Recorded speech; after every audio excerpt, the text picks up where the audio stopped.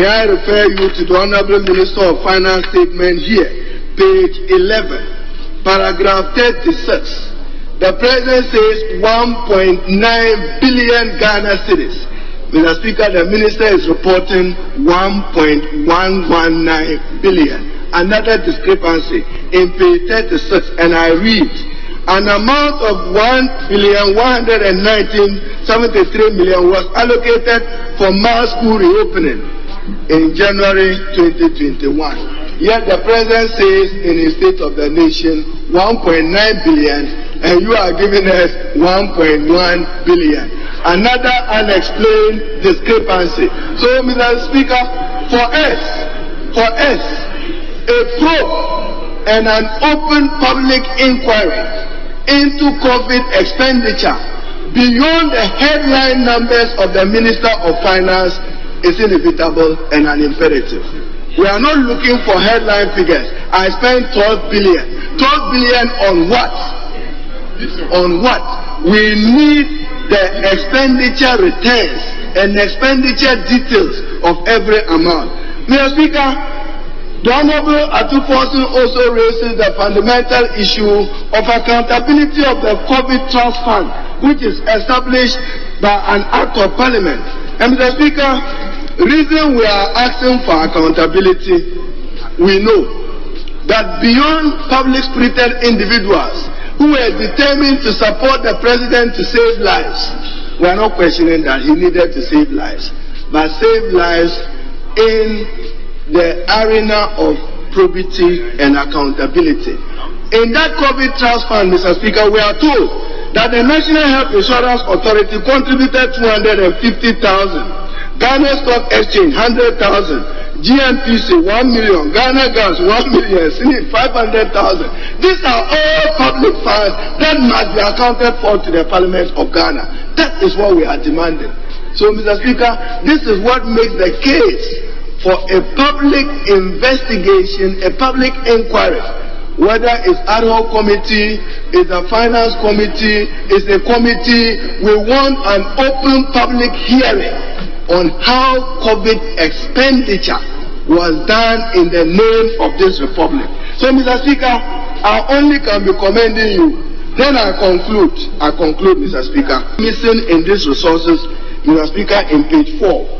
And I have the Hansard for 14th October 2020. And this was IFAD loan, Government of Republic of Ghana, represented by the Minister of Finance and the International Fund for Agricultural Development, IFAD, for an amount of $20 million United States to finance the implementation of the emergency support to rural livelihood and food systems exposed to COVID-19. First of all, we want to find out whether farmers actually benefited from this facility. Then whether or not this account, this $20 million, has been accounted for in the COVID resources. This is Parliamentary Hansard 16th October 2020, Friday, unaccounted. So, Mr. Speaker, for us, I'll speak, let me do the tables, Mr. Speaker, then I can conclude.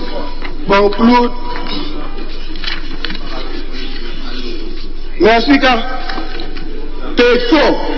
The Minister accounts for 19.3 billion 600 as program support received. Then, Mr. Speaker, when you come to expenditure on COVID-19, status update on COVID-19 expenditure, page 6, he accounts for 12 billion. Then the President accounts for 17.7 billion. So the House of people will say, couldn't against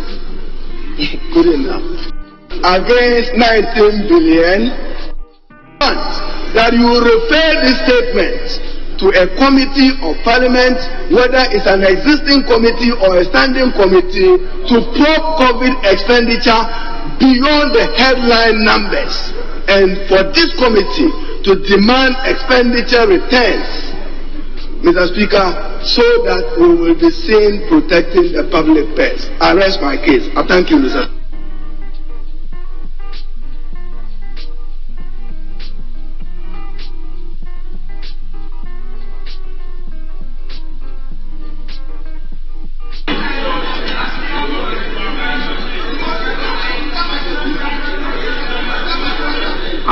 members, the last comment will be made by the majority leader and then leader of government business, Honorable Osei Mensah Bunsu.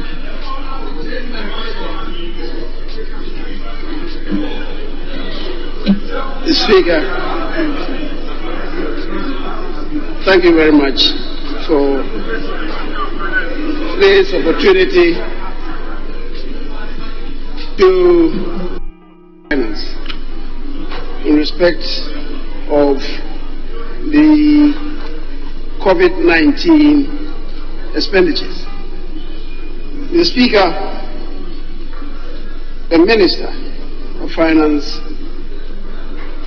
has been summoned to this House to make a statement on COVID-19 expenditures for 2020 and 2021. Mr. Speaker, the Minority Leader has reminded us that what we are doing is part of our oversight responsibilities, and I agree entirely with him that we need to position Parliament to be able to inquire into expenditures by way of providing oversight to enable this country to know whether or not we have value for money in the expenditures that we incur. Mr. Speaker, the Minority Leader has quoted the preamble of the Constitution to us, which emphasizes probity and accountability.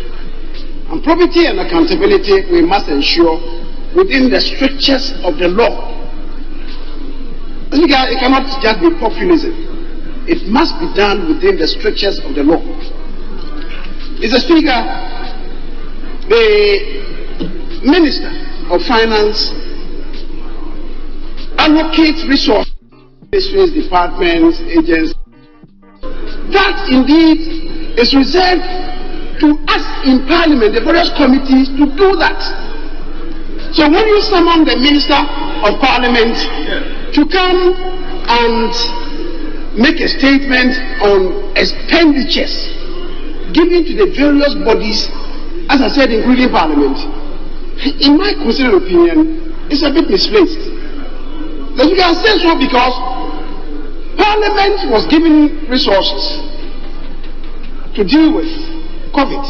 So Parliament itself did that. Have we submitted any expenditures to the Minister for him to respond to Parliament?